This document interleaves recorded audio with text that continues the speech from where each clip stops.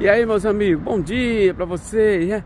Quarta-feira, a gente ontem, primeiramente que Deus abençoe cada um de vocês, muita luz, muita paz, muita felicidade, muita confraternização na família.